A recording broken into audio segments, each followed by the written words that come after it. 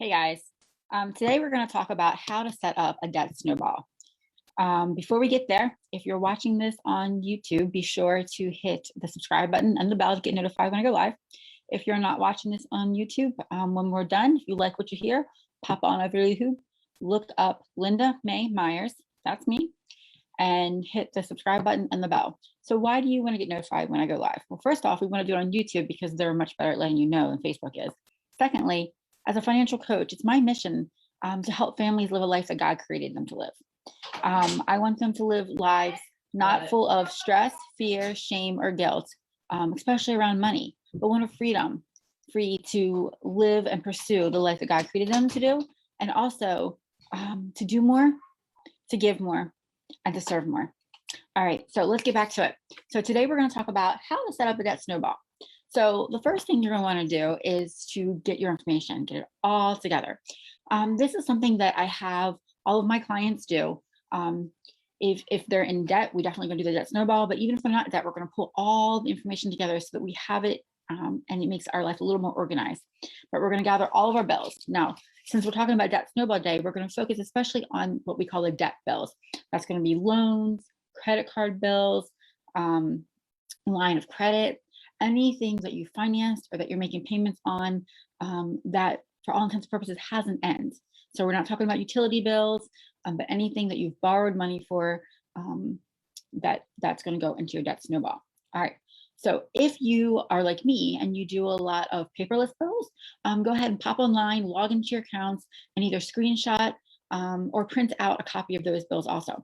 We want to make sure we have the most recent for every bill. So if you have a car loan, student loan, we can even throw a mortgage payment in here. If we have, especially if you have a second mortgage or a line of credit, we want to make sure those in there definitely. And then we want to have it all in front of us. Any duplicates, if you have late notices or duplicate bills, for any reason, we want to pitch those. There's no reason to have that stack hindering us and kind of freaking us out when we're kind of getting ready to tackle this debt, right? So then we're going to go through each debt, each bill that we have, each statement that we've printed or that we have in our pile. We're going to highlight or circle a couple pieces of important information. We're going to highlight the current balance due. We're going to highlight the minimum payments and of course the due date. All right, because we're going to have those pieces of information for our plan.